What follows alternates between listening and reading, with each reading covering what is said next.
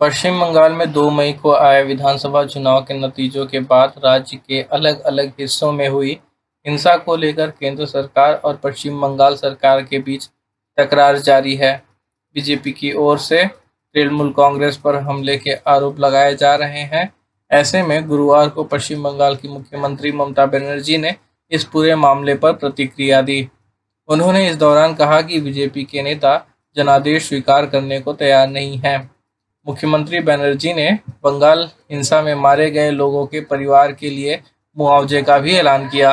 उन्होंने कहा कि मृतक के परिजनों को 2-2 लाख रुपए का मुआवजा दिया जाएगा। कोरोना क्राइसिस के दौर में देश में गरीबी बढ़ रही है और मार्च से अक्टूबर 2020 के बीच करीब 23 करोड़ मजदूरों की कमाई 375 रुपए की न्यूनतम मजदूरी दर से भी नीचे गिर गई। अजीम प्रेमजी यूनिवर्सिटी ने अपनी ताज़ा रिपोर्ट में कहा है कि मार्च से अक्टूबर 2020 के बीच शहरी इलाकों में गरीब करीब 20% और ग्रामीण इलाकों में गरीबी 15% तक बढ़ गई है। कोरोना महामारी के दौर में बढ़ते आर्थिक संकट की वजह से देश में गरीबी बढ़ी है। अजीम प्रेमजी यूनिवर्सिटी ने अपनी ताज़ा report state of working India 2021 में कहा है कि कोरोना संकट का सबसे बुरा असर देश के सबसे गरीब परिवारों को पड़ा है। सुप्रीम कोर्ट ने मद्रास हाई कोर्ट की चुनाव आयोग पर हत्या के आरोप वाली टिप्पणी पर कहा कि यह टिप्पणी कठोर और अनुचित थी। सुप्रीम कोर्ट ने कहा कि मद्रास हाई कोर्ट की टिप्पणी जजमेंट का पार्ट नहीं थी। सुप्रीम कोर्ट ने चुनाव आयोग की याचिका पर आदेश देने से इनकार किया। अदालत ने कहा कि जजों को संयम बरतने की जरूरत है। अदालती कार्यवाहियों में कड़ी टिप्पणी करने की जरूरत नहीं है। अदालतों में खुली पहुंच संवैधानिक स्वतंत्रता के लिए एक मूल्यवान सुरक्षा है। प्रेस की स्वतंत्रता बोलने और अभिव्यक्ति की संवैधानिक स्वतंत्रता का एक पहलू है।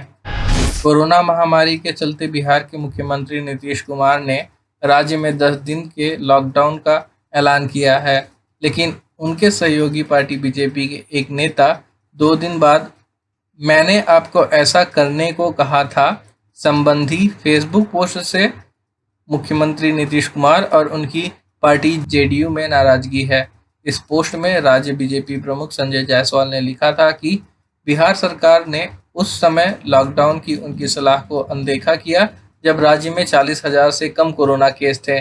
उन्होंने लिखा कि 1 लाख से अधिक केस होने के चलते अब कोई विकल्प ही नहीं था। दिल्ली में कोरोना के हालात को लेकर मुख्यमंत्री अरविंद केजरीवाल ने गुरुवार को डिजिटल प्रेस कॉन्फ्रेंस की। उन्होंने कहा कि दिल्ली में 700 टन ऑक्सीजन रोजाना की ज़रूरत है, लेकिन दिल्ली को कम मिल रही है।